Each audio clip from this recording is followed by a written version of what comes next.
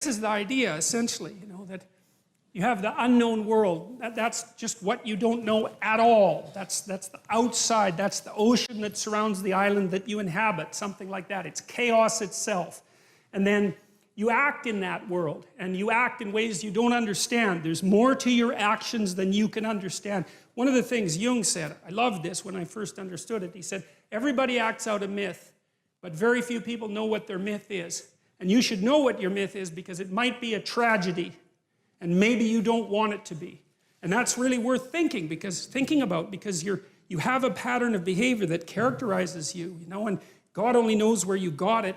Partly it's biological, partly it's from your parents, it's your unconscious assumptions, it's the way the philosophy of your society has shaped you, and it's aiming you somewhere. Well, is it aiming you somewhere you want to go? That's a good question. That's part of self-realization, We know we don't understand our actions. That's almost every argument you have with someone is about that. It's like, well, why did you do that? You come up with some half-baked reasons why you did it. You're flailing around in the darkness, you try to give an account for yourself, but you can only do it partially. It's very, very difficult because you're a complicated animal with the beginnings of an articulated mind, something like that, and you're just way more than you can handle. And all right, so you act things out, right? You act things out.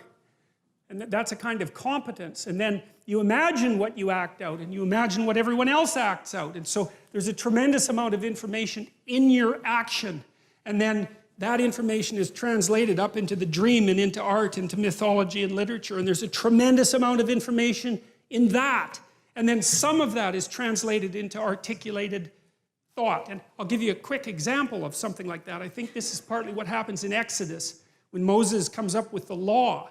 He's wandering around with the Israelites forever in the desert, and they're like going left and going right and worshiping idols and like having a hell of a time and, getting rebellious. And Moses goes up in the mountain and he has this tremendous revelation sort of in the sight of God, and it illuminates him, and he comes down with the law. You think, well, Moses acted as a judge. I know this is a mythological story. Moses acted as a judge in the desert. He was continually mediating between people who are having problems, constantly trying to keep peace. And so what are you doing when you're trying to keep peace? Is you're trying to understand what peace is, right? You have to apply the principles. Well, what are the principles? Well, you don't know. The principles are whatever satisfies people enough to make peace. And maybe you do that 10,000 times, and then you get some sense of, oh, here's the principles that bring peace. And then one day it blasts into your consciousness like a revelation. Here's the rules that we're already acting out. Well, that's the 10 Commandments. They're there to begin with. And Moses comes forward and says, look, this is already basically what we're doing, but now it's codified, right? And that's all a historical process that's condensed into a single story, but obviously that happened because we have written law. Right? And that emerged in good legal systems. That emerges from the bottom up. That's English common law is exactly like that.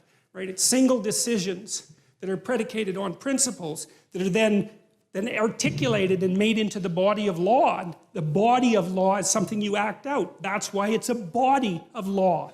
If you're a good citizen, you act out the body of law. And the body of law has principles. Okay, so the question is, there's principles that guide our behavior. What are those principles?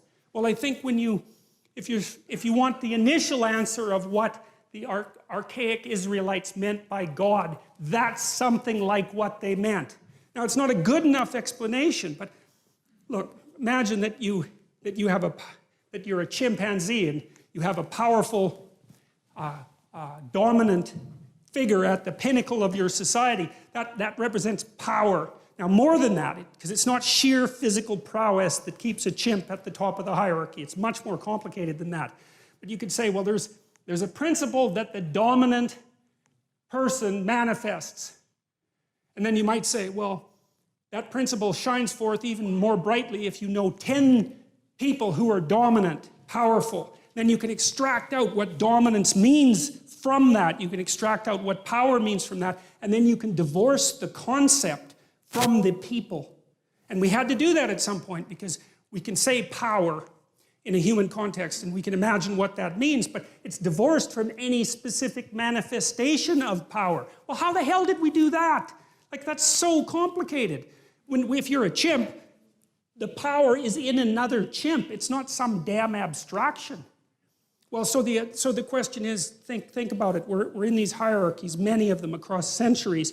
We're trying to figure out what the guiding principle is. We're trying to extract out the core of the guiding principle. And we turn that into a representation of a pattern of being. Well, it's something like that. That's God. It's an abstracted ideal. And it's put in personified form. It manifests itself in personified form, but that's okay, because what we're trying to get at is in some sense, the essence of what it means to be a properly functioning, properly social, and properly competent individual. We're trying to figure out what that means. You need an embodiment, you need an ideal that's abstracted that you could act out that would enable you to understand what that means. And that's what we've been driving at. So that's the first hypothesis in some sense.